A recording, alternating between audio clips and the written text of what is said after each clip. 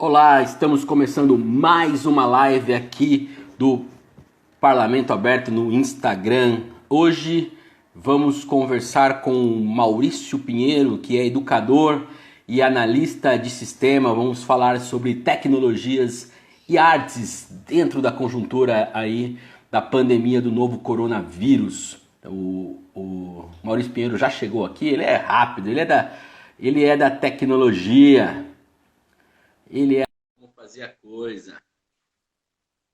Estou chamando aqui Maurício Pinheiro, que é meu amigo, a gente faz junto no programa, é rock. Fala aí, Mal. E aí, tudo bem? Tudo É certo, nóis, cara. cara? Pô, um prazer enorme recebê-lo aqui, ó. A Flavinha já entrou aí na live, Vitor Miguel já entrou. Vitão, Aê, que da hora, Vitão. É tem isso aí, live do Mal, sabe? Biguato também, É. Bom, sabadão. a gente vai, daqui a pouquinho já vai chegando o pessoal aí. E como eu sempre faço, Mal, eu começo a nossa live aqui do perfil do Instagram do Parlamento Aberto. Lembrando que o Parlamento Aberto é um programa desenvolvido pela Câmara de Vereadores de Piracicaba, né? A gente lá do Departamento de Comunicação que desenvolve esse trabalho que é levar a transparência e informações à população, né? Então, voltadas à questão da transparência pública e do acesso aos dados públicos também. Então, falar, cara, primeiro que é um prazer enorme recebê-lo aqui, a sua disponibilidade em nos atender nesta tarde. Aqui, ó, Gé Cortes também já entrou aqui também. Nessa tarde dessa quinta-feira, dia 23 de abril, certo? Muito obrigado. Certo. E a gente vai falar sobre tecnologias e artes, mas eu queria só passar alguns informes, né? Como sempre faço aqui, para a gente começar, para passar a situação da pandemia, tanto no Brasil, quanto no estado, quanto no município. Piracicaba hoje foi um dia muito ruim, de más notícias, tá? Porque foi registrado o terceiro óbito, uma senhora de 82 anos que faleceu hoje, e foram registrados 12 novos casos de coronavírus, de Covid-19 em Piracicaba, mantendo uma linha crescente que veio de ontem, tá? Então, ontem foram 10 novos casos, hoje 12 novos casos. Então você tem essa linha crescente aí. Foram 5 homens infectados e 7 mulheres. A boa notícia é que, dentro das pessoas infectadas, 7 pessoas recuperaram. Outra notícia ruim, tá, que vale a pena, que saiu na imprensa, está toda a imprensa aqui, lá no Lar Betel, que é uma instituição que atende idosos, 19 pessoas foram infectadas, 11 funcionários e 8 moradores da instituição. Entre os funcionários, 2 continuam afastados, outros 9 já passaram por tratamento e retornaram ao trabalho. Dentre os idosos que são moradores, 2 estão em estado grave.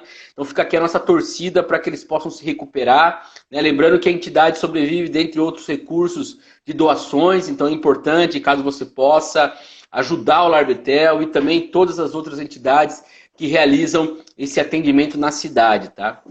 No âmbito estadual, o governo do estado de São Paulo passou hoje, né, fez um decreto, passou a recomendar o uso de máscaras pela população em todos os municípios do estado de São Paulo. Eu já havia uma recomendação que era local, né, agora isso está em todo o estado de São Paulo. Aí a medida atende também às recomendações da Organização Mundial da Saúde e também do Ministério da Saúde, né? Esses são os informes aqui iniciais para a gente poder conversar. Eu tentei buscar as informações sobre mortos e infectados no Brasil. O último dado que eu consegui é o de ontem, então nem adianta falar, mas em torno de 2.900 mortos.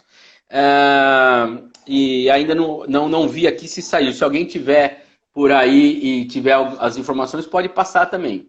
Mas aqui o nosso papo hoje, Mal, é tecnologias e artes. O Maurício Pinheiro, esse garoto que vocês estão vendo aí, ele é um dos participantes do programa É Rock. Lá a gente faz o programa É Rock na Rádio Educativa FM juntos, né?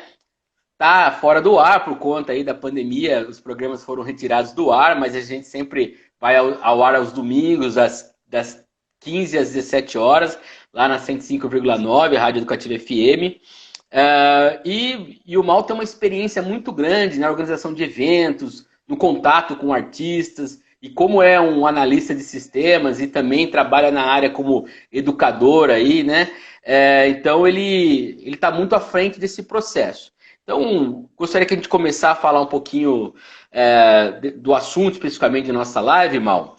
E queria que você abordasse um pouco esse protagonismo, né, que especialmente a tecnologia tomou durante essa pandemia, né? Como você analisa essa conjuntura em torno aí das inovações tecnológicas durante a pandemia do coronavírus?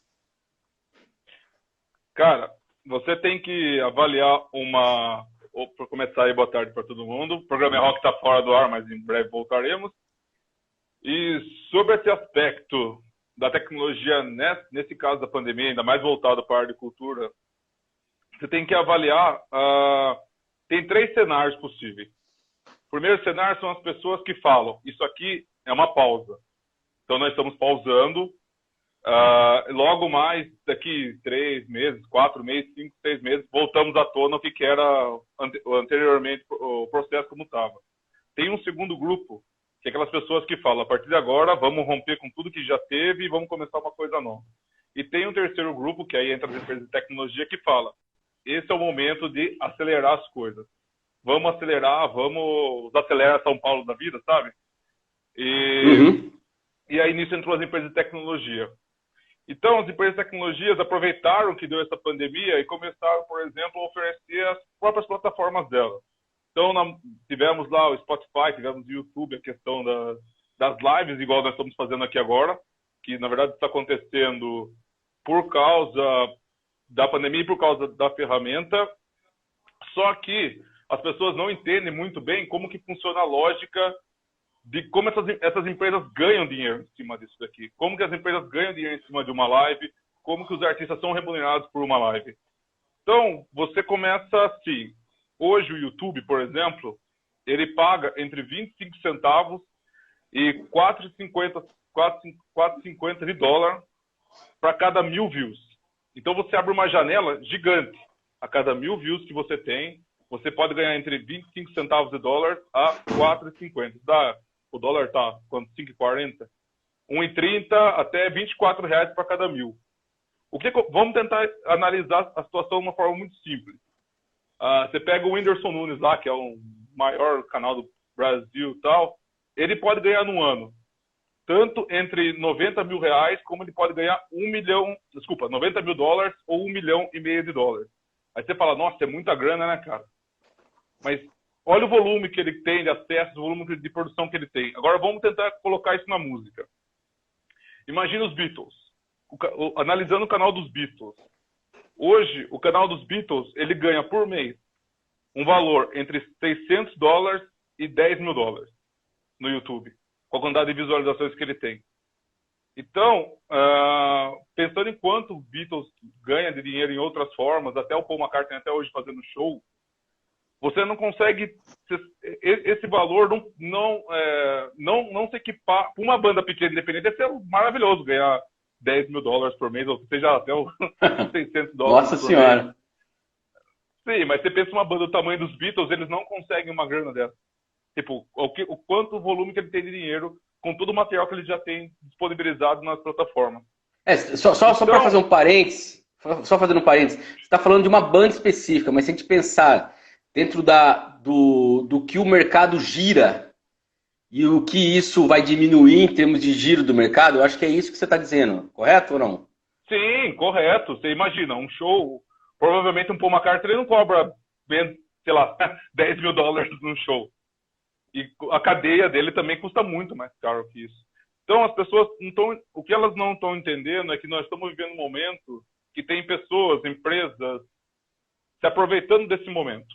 E estão explorando aquilo que as pessoas chamavam de petróleo do futuro, mas já acabou, cara. Já é o petróleo do presente, que são os dados. Hoje, os dados são as coisas mais importantes que as pessoas têm.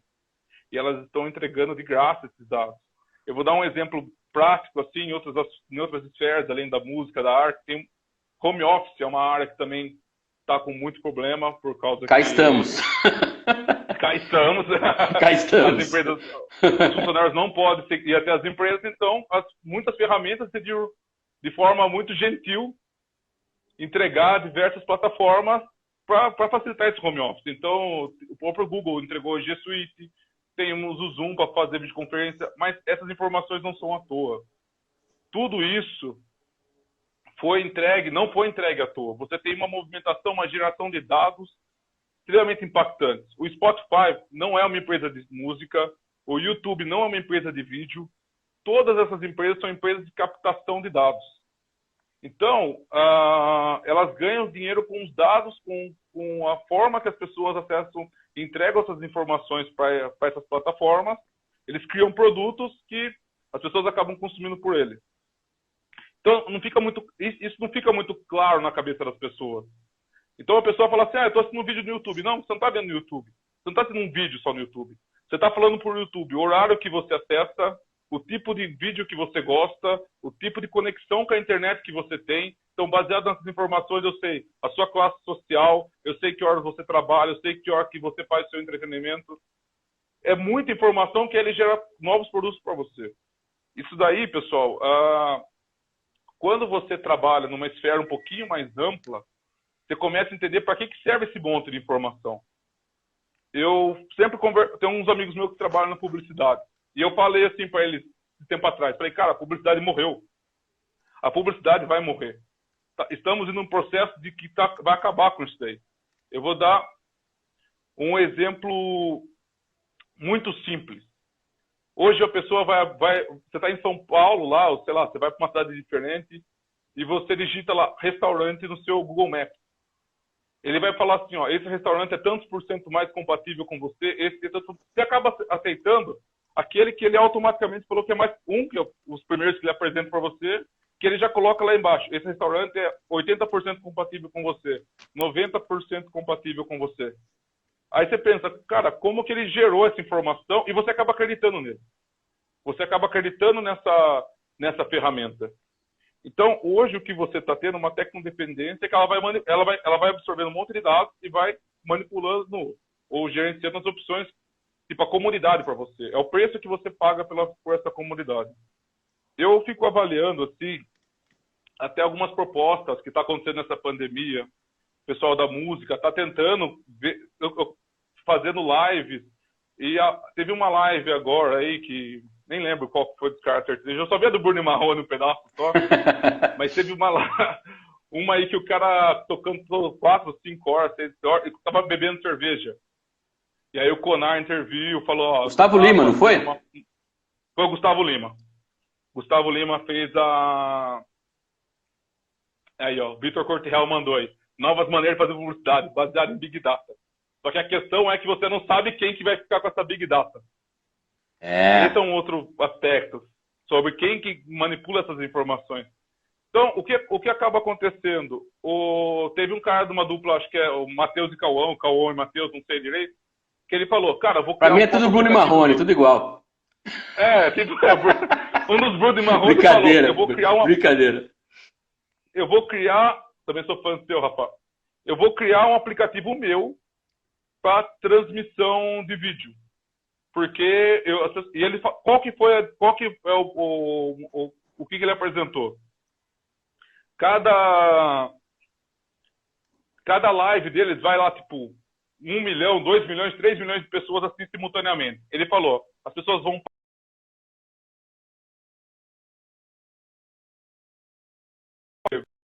1 milhão vai cair bastante. Só que vão pagar 10 reais, e esse dinheiro vai ser revertido para a cadeia de produção. Ou seja, técnico de som, técnico de luz, pessoal de camarim. Você tem que pensar que um show deles, independente do tamanho do porte desse show, desse cantor sertanejo, ele envolve muita gente. Muita gente.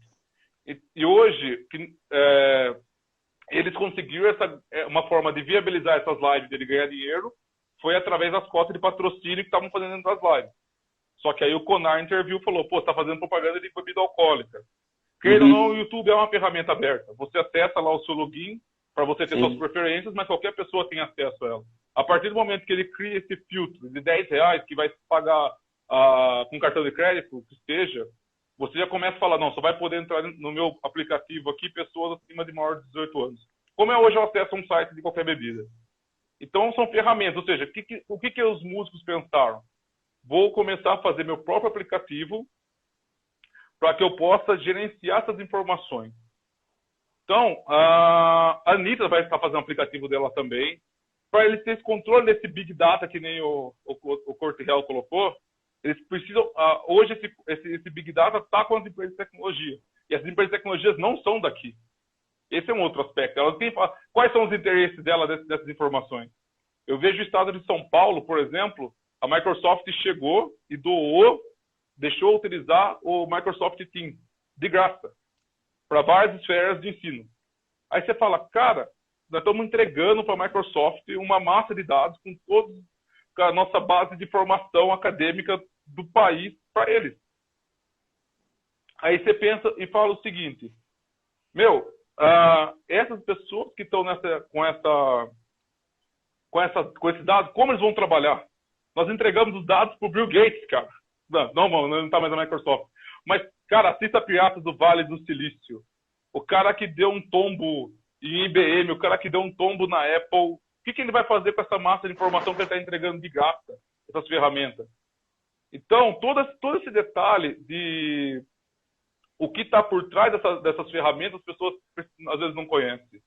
Então, eu chego assim, às vezes eu faço, como eu falei, eu trabalho como educador de tecnologias e artes, faço trabalho no SESC, também faço eventos em escolas, palestras, assim. Eu sempre pergunto, assim, ainda mais para os alunos mais novos, quando você acessa facebook.com, instagram.com, qualquer site, globo.com, o que é o ponto .com?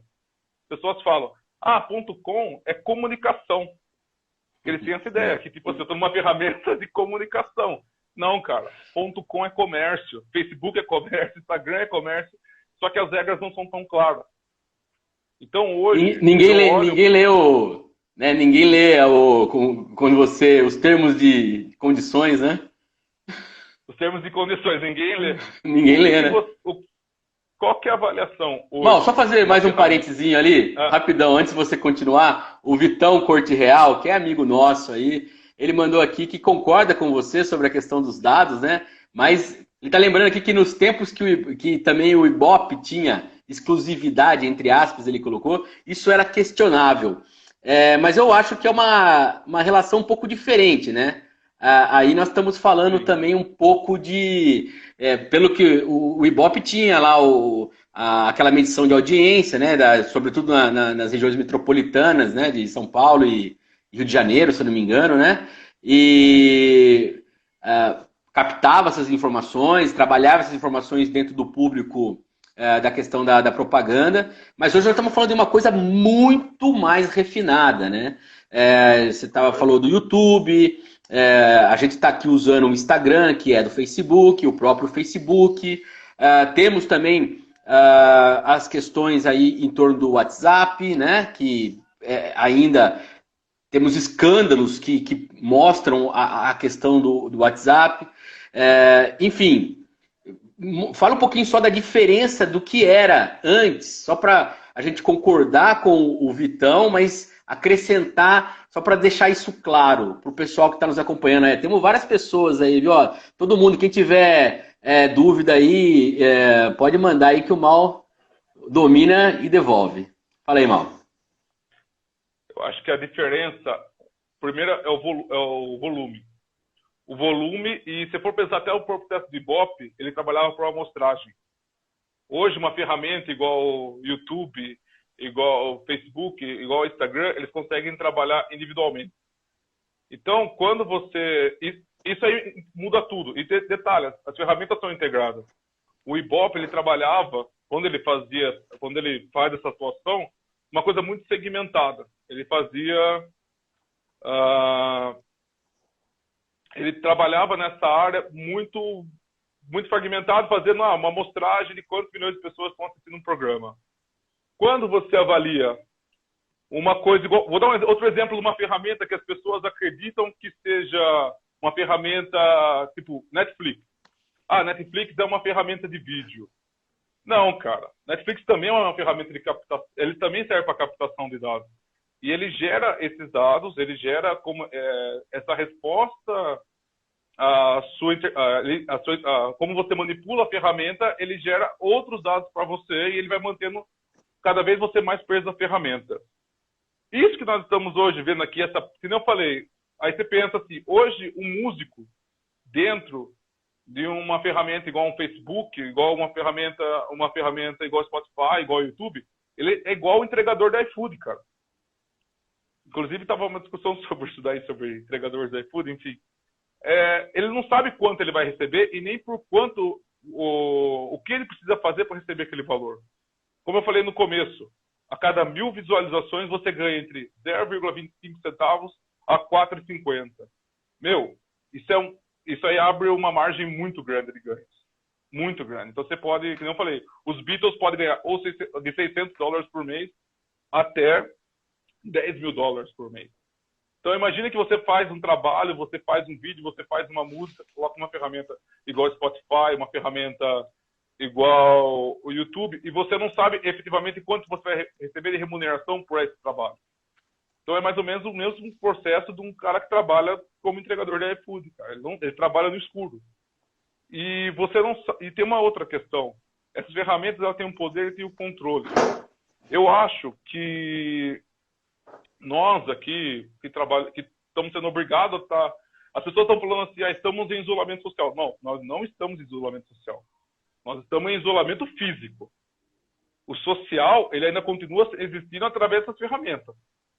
E elas estão agora se aprofundando ainda mais nas relações sociais. Até se você fosse ver a questão de 3 meses atrás, 4 meses atrás, a tecnologia era uma coisa que as pessoas falavam, a tecnologia mais distancia as pessoas do que aproxima. E agora, do nada, mudou e a visão das pessoas sobre essas ferramentas mudou também por causa desse distanciamento físico. Então, hoje vivemos uma questão de distanciamento físico, não necessariamente uma questão de distanciamento social. E aí cria essa ilusão de que a sociedade ainda há esse social nessas plataformas digitais. É bem complexo. Não, é complexo, é interessante. O pessoal que está acompanhando aí, muitas pessoas entraram. A Carol Giga aqui, o Danilo Piai entrou aqui. O Rodrigo Eno, o DJ Eno mandou aqui para nós, lindos é você, Rodrigo Eno. Minha mãe está aqui também, vendo, mandou um oi aqui. A Flávia Dias Aguiar também está vendo aqui, ó. O Vitão mandou aqui, ó.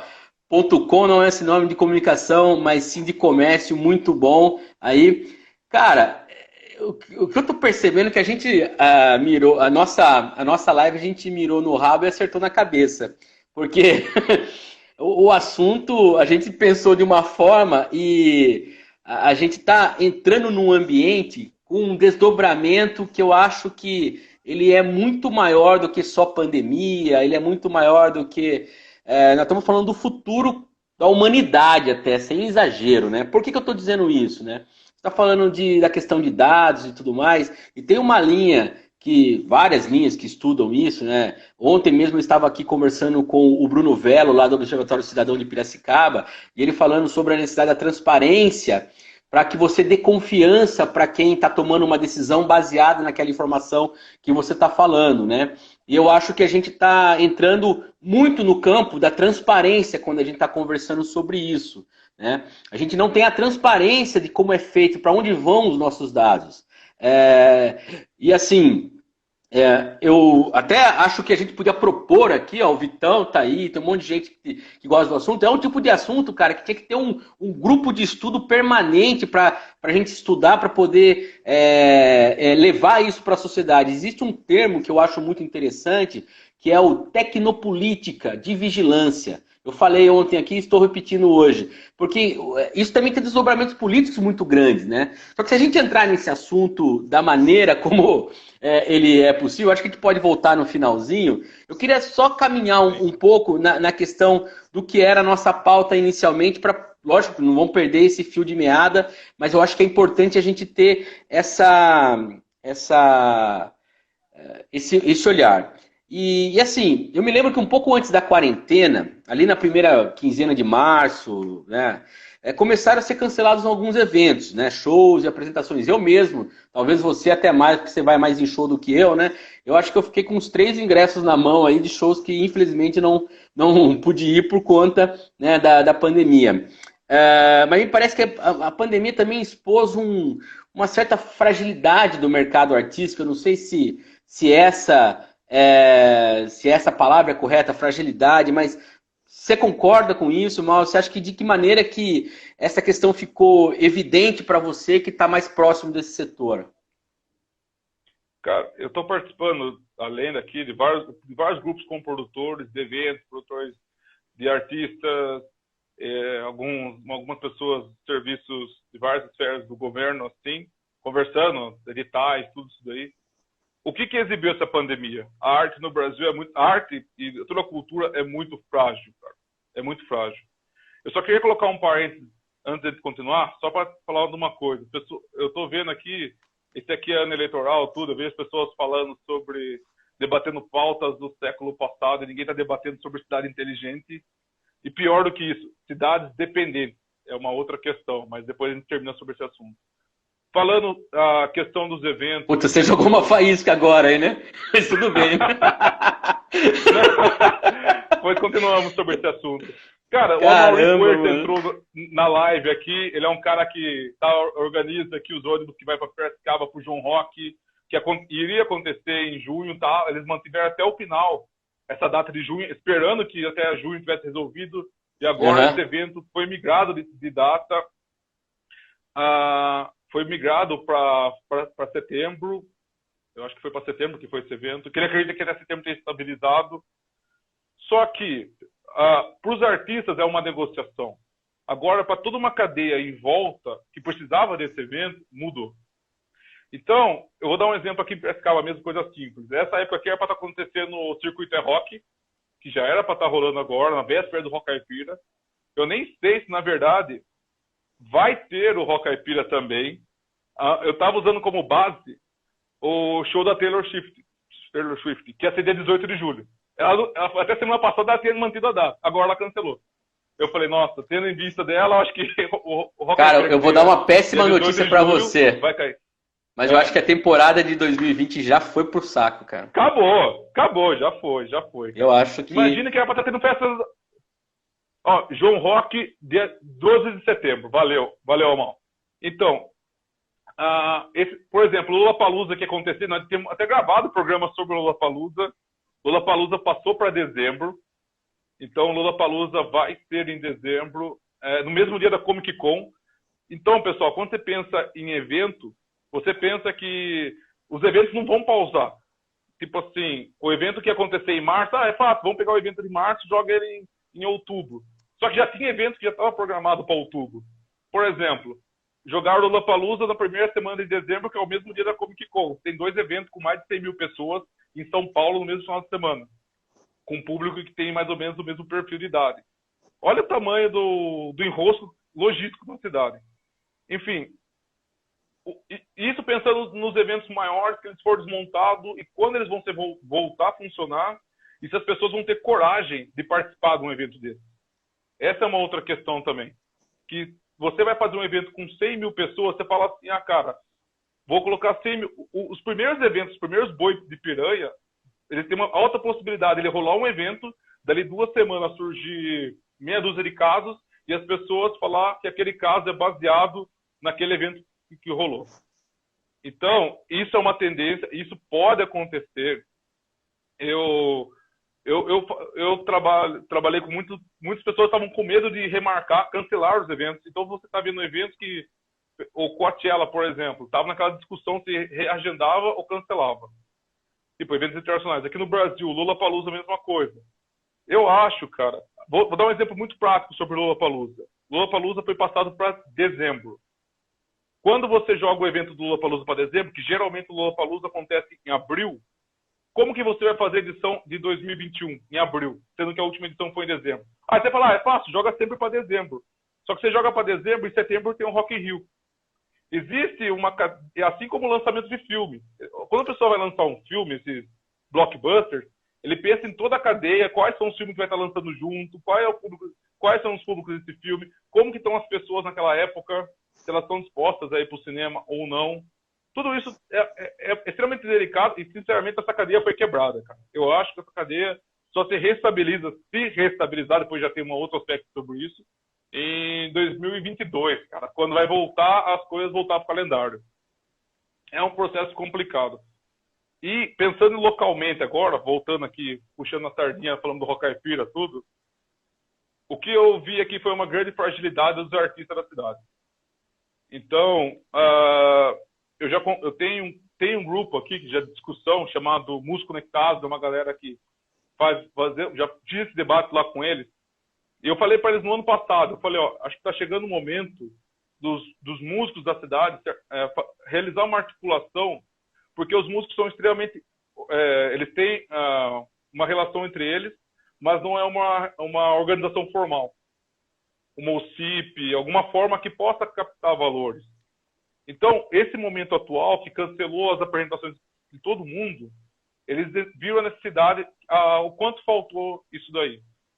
As pessoas estão vendo uma diferença entre as lives americanas e as lives brasileiras.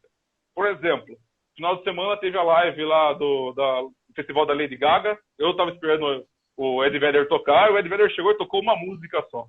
Totalmente frustrante o negócio. Aqui em Piracicaba, aqui no Brasil, o pessoal faz live de 7 horas, de 3 horas, 4 horas. Ontem, a Sandy Júnior, 2 horas e meia de live. O pessoal faz live grande. Fala, bem, por quê? Muitas vezes eles não precisam das lives para se financiar. Existe uma coisa muito simples lá, que aqui no Brasil, pessoal, existe também essa lei semelhante, mas as pessoas não fazem uso, que é o quê? Você pode doar parte do seu imposto de renda para investimento na cultura. Então, você que tem aí, que vai fazer declaração de imposto de renda, que vai ter até 30 de junho, pode usar parte do seu dinheiro que você vai pagar para o imposto para a cultura. Só que a empresa tem que estar apta a captar esses valores. O que acontece nos Estados Unidos? Os fã-clubes são esses grupos. Então, toda a banda dos Estados Unidos tem um fã-clube. Tipo, o Air One do Aerosmith, o Ten Club do Pearl Jam. Esses fã-clubes, eles podem receber dinheiro através desses incentivos através do incentivo do imposto de renda. Isso poderia ser feito aqui também. Você poderia ter uma associação de músicos, esses músicos poder, como pessoa física, doar para essa associação, e essa associação repassar, num momento como esse aqui, para os músicos. Nós estamos falando de um caso muito extremo, que foi essa pandemia. Mas, cara, quantas coisas já aconteceu que alterou de um final de semana para o outro o campo artístico na cidade? Pode ser, choveu, você ia ter uma apresentação, não vai ter mais. Então, você estava contando aquele dinheiro que você não vai ganhar mais. Pode ser mudar uma lei. Então, você tem uma lei, por exemplo, igual quando mudou a lei seca, a introdução da lei seca. Aquilo ali mudou a dinâmica comercial dos bares. Entende? Então, você vive num ambiente que ele não é muito estável. Então, hoje estamos vivendo esse extremo, que eu falo, esse extremo ele pode mostrar, ele está deixando à mostra muitos problemas que nós não estávamos trabalhando, mas que eles podiam acontecer em outras formas. Então, amanhã depois pode entrar, mudar uma lei, uma regra de zoneamento, e falar, esse zoneamento aqui é um zoneamento residencial, não pode ter bar. E acabar com os bares da região. Lei do silêncio, pô. A lei do silêncio é uma coisa que alterou toda a dinâmica de músico e de shows na cidade, eventos que fazia, festas em chácaras que aconteciam. A lei do silêncio, a Flávia está lembrando aqui, muito bem lembrado, a lei depois da tragédia lá da Boate Kiss. Então, assim, realmente são situações que o mercado ele não está preparado. E aí eu só acho que é importante isso que você está colocando, que é um problema que não está só na classe artística, mas é um problema de organização de classe mesmo, né? A gente não tem organizações de classe, classes organizadas. Eu acho que isso que é o ponto central. Está cada um no seu universo fazendo, com as qualidades que cada um tem, com tudo aquilo que ele pode oferecer, mas quando você tem um problema que é coletivo, você não tem como resolver, porque você não tem essa organização. Aí quem tem como resolver? tem como resolver quem detém o monopólio, no caso, por exemplo, de cervejaria, que consegue chamar os artistas do staff dela, que ela já patrocina, para fazer as lives que ela faz. Né? Aí mas ela tem por conta do tamanho dela. Agora, enquanto classe artística, enquanto organização de classe, que eu acho que isso falta no dia a dia, né? Falta realmente, a gente que é do programa É Rock, a nossa briga, a nossa luta, nosso trabalho é em torno da organização dos artistas, é em torno desse olhar coletivo, né? Então, assim, você muito mais, Mal, o trabalho que você faz lá com os músicos conectados foi isso, o próprio projeto que você fez com o Rafa, lá o Lugar Onde o Rock Não Para, junto com o Vitão também é isso, mostrando toda essa cara coletiva, organizando. Eu cansei de contabilizar pessoas que eu conheci, Mal, por conta das atividades que você já desenvolveu, né? E tenho certeza que, igual a mim, várias outras pessoas também daqui de Piracicaba vê o quanto isso movimenta. Mas eu acho que a pandemia ela tem que colocar essa pulguinha atrás da orelha ali de falar, gente, vamos ter organização. E quando eu falo organização, é organização mesmo, não é só grupo de Formal. WhatsApp, né? É uma organização formal, Não, né? sim. Os artistas são extremamente articulados. Eles têm uma articulação grande, muito, muito forte entre eles. Mas não tem uma organização formal para esses artistas. Quer ver um exemplo prático? Estamos tendo um edital da prefeitura. Inclusive, eu estou participando desse edital como parcerista. E aí, qual que foi hoje em dia? Poderia ser um processo onde se contrataria uma empresa, uma OCIP, por exemplo, e essa OCIP faria esse repasse para os músicos. Só que a única OCIP cultural que tem hoje na cidade é a orquestra. Entende? É só a orquestra. Uhum. Então, se fosse fazer uma coisa com a orquestra de Piracicaba, você poderia fazer. Mas não tem uma outra, não há uma formalização. Eu acho que existe também esse aspecto aí, que talvez vá ser passado agora, depois dessa situação, a importância da formalização, porque as pessoas ela podem questionar, eu não tenho uma contraparte do Estado. Mas, cara, você contribui para esse Estado, como você vai cobrar desse Estado? Sabe, a necessidade dessa formalização, seja por parte dos bares, seja por parte... o Rafa tá... Perfeito, Rafa. Tem que criar o prêmio Maurício Pinheiro de Rock Piracicabano. Muito bem, Rafa. Gostei da ideia. Desculpa, Val, eu cortei você. Tamo aí, Rafa. Então, faltou essa formalização. Quer ver um exemplo? Sabe por quê? Agora, conversando um pouquinho mais, eu estava fazendo uma conta muito rápida, assim. Se você for imaginar, vamos voltar naquele papo de você manter uma ferramenta controlando a parte cultural.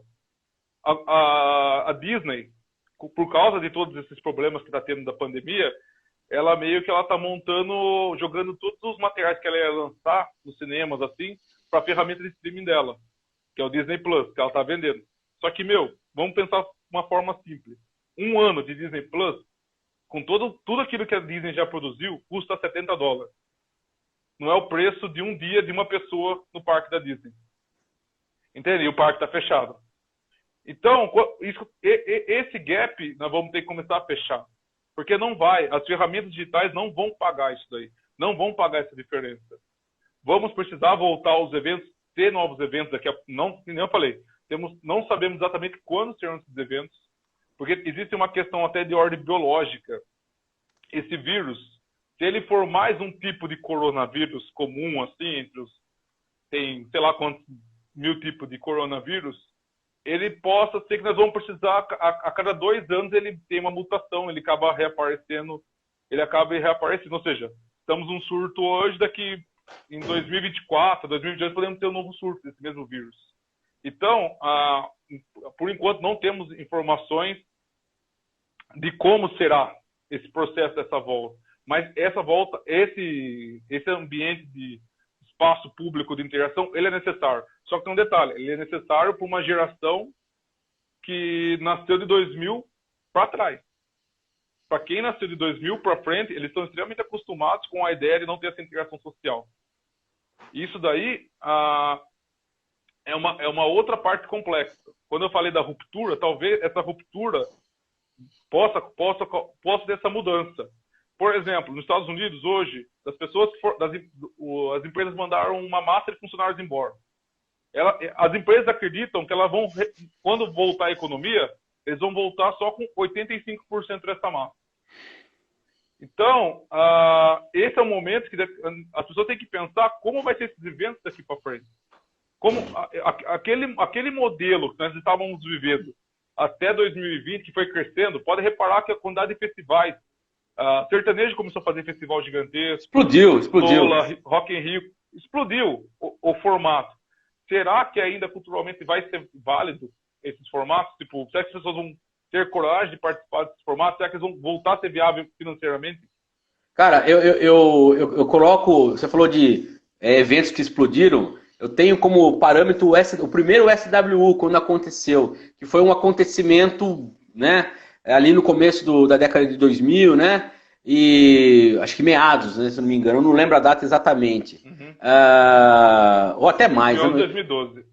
2012, não, foi até mais. 2012. Mas, cara, de lá pra cá, a quantidade de festivais que aconteceram, aí você tem tantos festivais como o SWU, Lollapalooza, o próprio Rock in Rio, que vem fazendo. Aí também os festivais de músicas independentes que foram acontecendo, desde o festival mais antigo, do tipo de Abril pro Rock, até o Festival do Sol, lá do nosso amigo Neri, que participa lá do Cycle Carnival em Curitiba. Cara, tudo isso explodiu no sentido positivo, né? E agora isso vai ter que ser recriado. Né? Não, isso explodiu agora, cara. Agora, isso explodiu no momento, agora implodiu. E aí eu quero emendar com essa pergunta, Mal, que eu acho que assim, você está falando, sobretudo pensando nos grandes artistas, nesse mainstream, né? E é claro, eles acredito que tem muito mais saída do que o pequeno, do que a pessoa, né, do que o artista que é menor. Mas assim, quais são as alternativas aí de financiamento e custeio dessa cadeia artística, dessa cadeia produtiva da arte, né? E eu tenho visto, por exemplo, o próprio governo do estado de São Paulo lançou algum incentivo, a prefeitura de São Paulo também está lançando incentivo. Você falou do edital que a prefeitura aqui de Piracicaba também está fazendo, embora necessite essa questão mais, como fala assim, essa questão mais formalizada para você ter acesso a esses editais.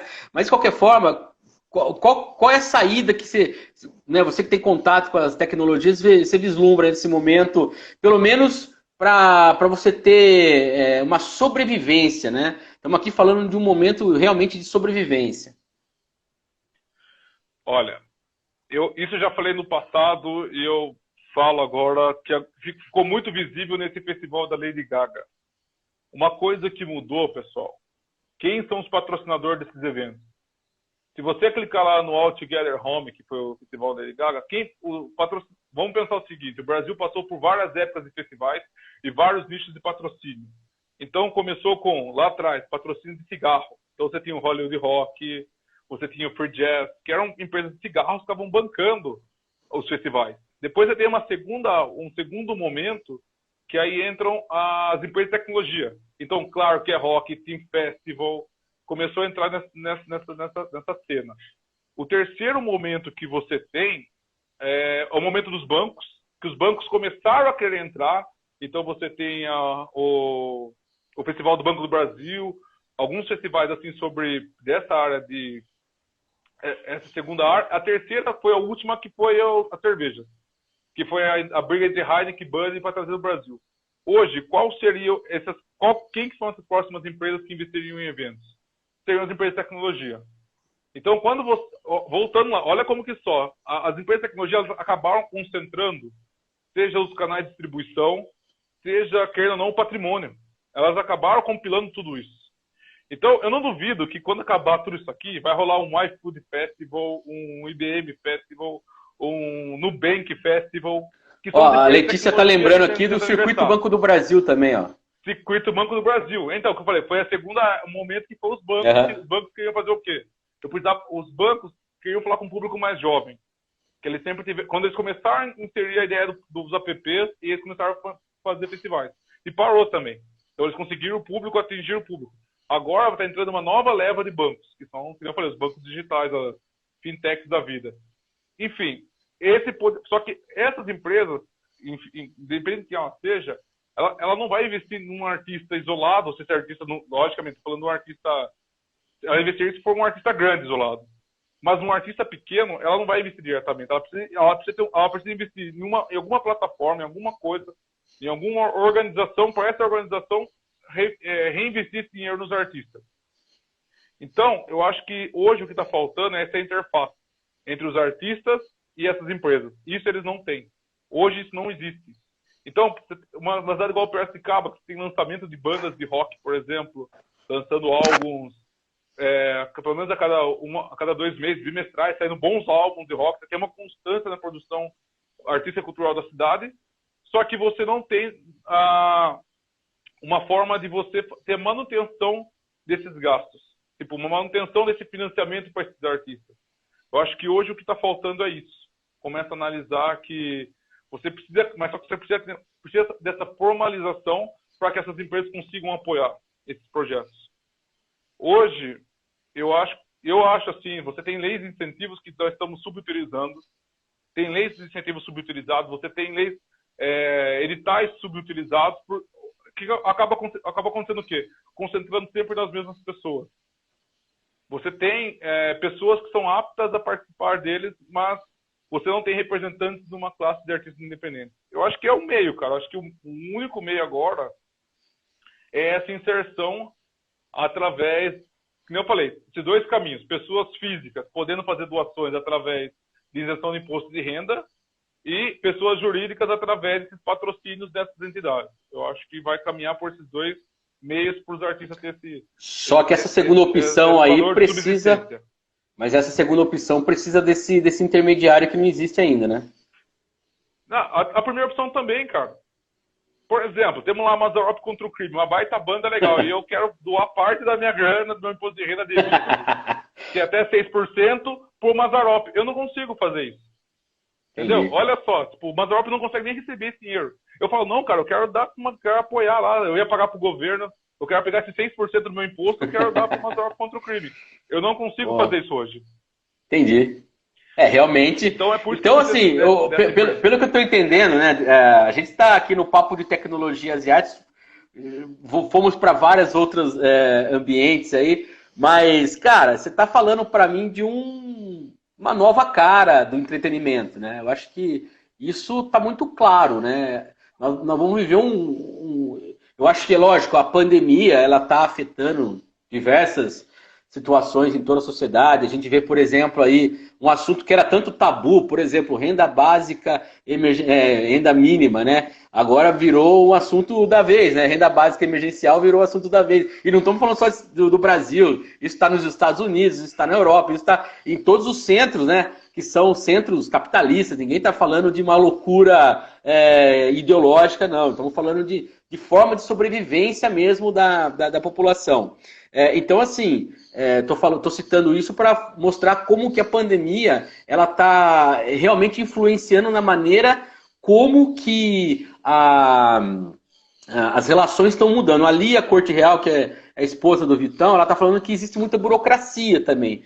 Com certeza, ele não tem dúvida, a burocracia é um dos do que impede aí. A gente tem tanta forma de tecnologia em termos de aplicativo e tudo mais. Infelizmente, tem coisas que a gente não avança, né? A gente que é sobretudo do poder público, né? Eu acho que isso é até um papel do poder público. Eu acho que o poder público devia ter o Ministério ao invés de desestatização, da desburocratização, no sentido de tornar as coisas fáceis, né?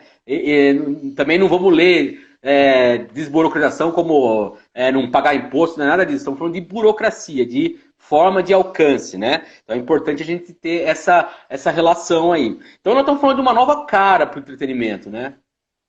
Assim Sim, como outros setores da sociedade.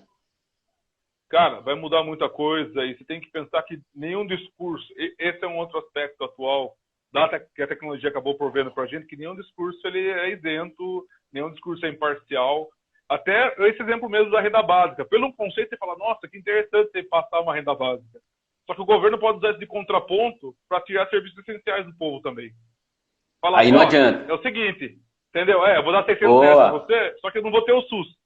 Você vai pagar um plano de saúde, se você quiser, se for importante para você. Ó, se você quiser, você pega 600 reais, você investe... Entende o que eu tô falando? Esse contraponto de você tentar reduzir o Estado através desse dinheiro.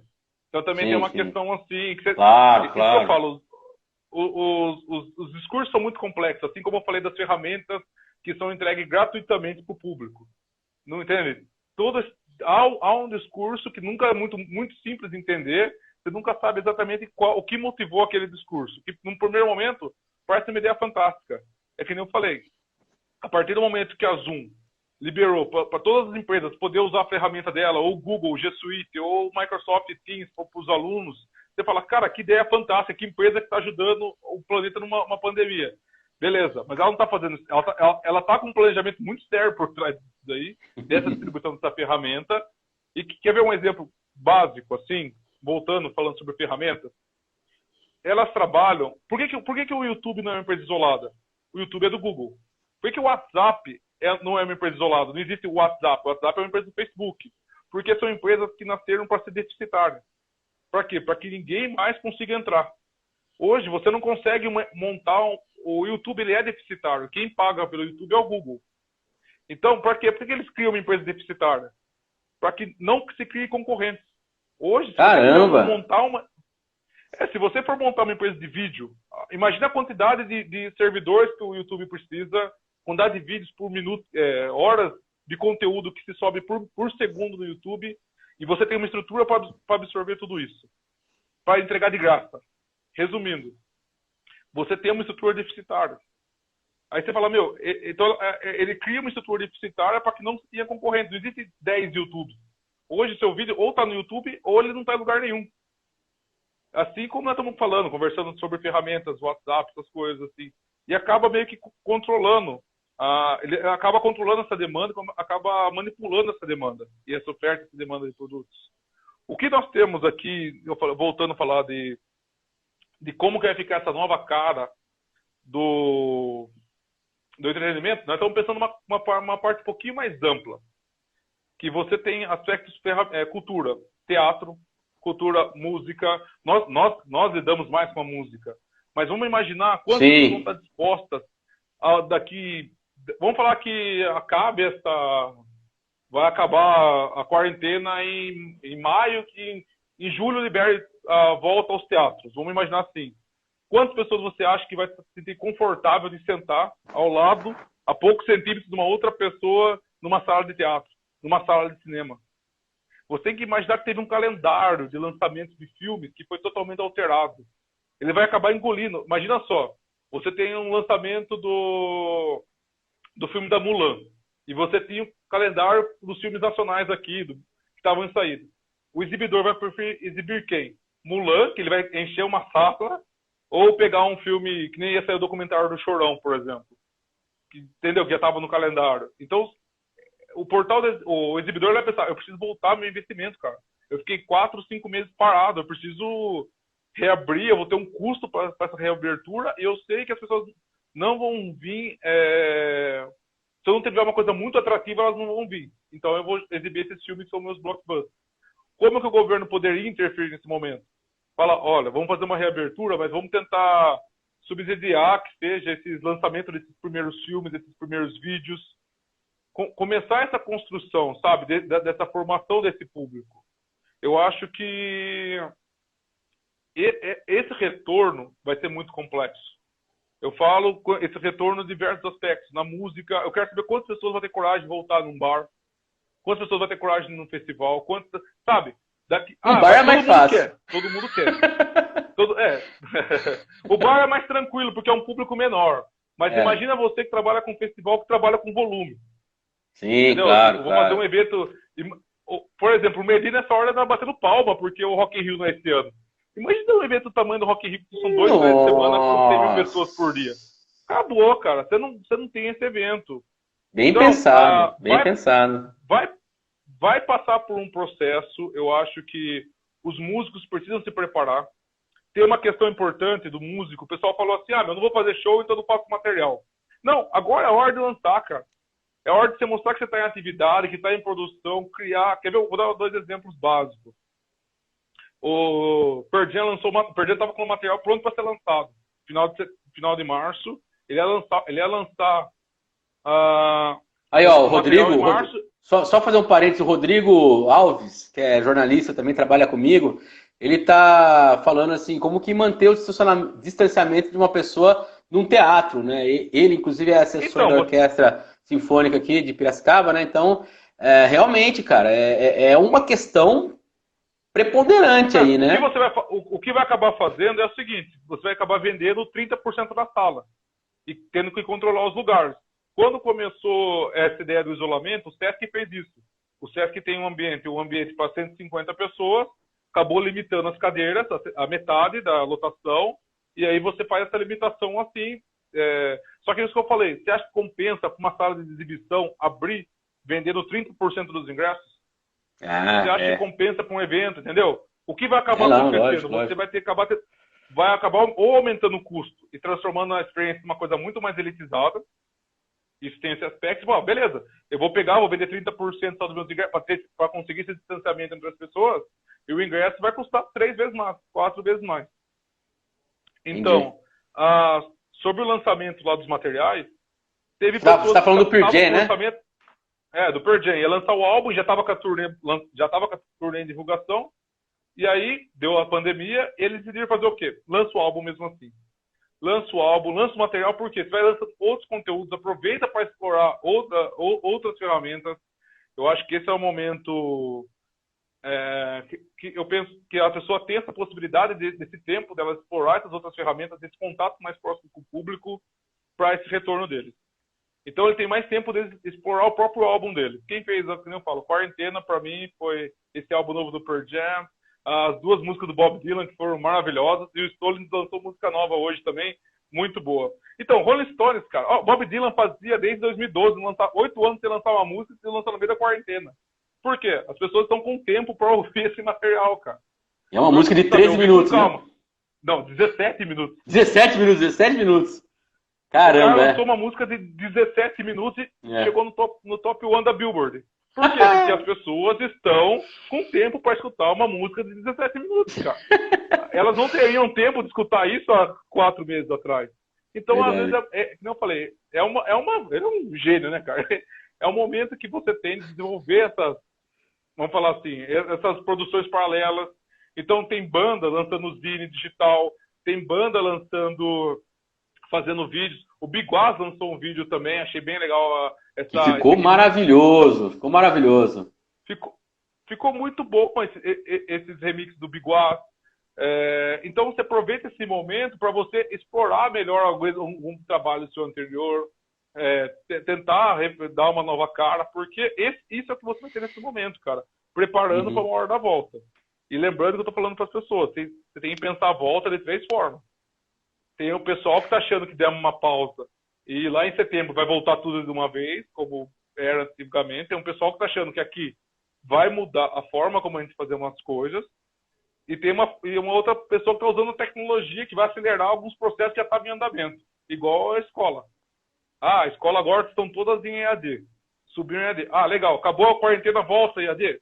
Não sei. Talvez algumas vão manter parte em EAD, assim como profissionais também. O pessoal colocou a galera em home office e viu que funcionou. Funcionou EAD? Funcionou home office? Mantém o home office. Que era um processo que já estava acontecendo, só que a pandemia meio que acelerou isso aí em 5 anos em 1 mês. Mal, infelizmente nosso tempo está acabando, cara. Está acabando o tempo aqui. Daqui a pouco corta a nossa live. Cara, eu queria agradecer imensamente esse papo. A gente tem que voltar a conversar sobre a questão aí dos dados, sobre controle dessas grandes corporações aí. Então, muito obrigado pela sua atenção, cara.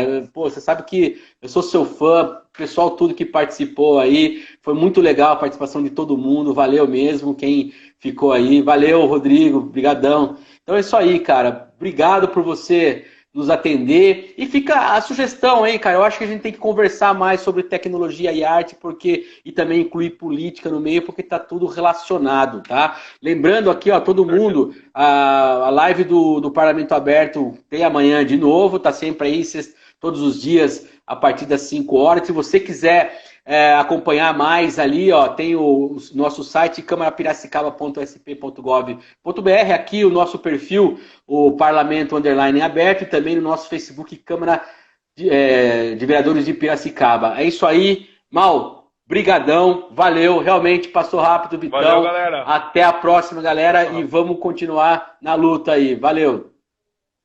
Boa.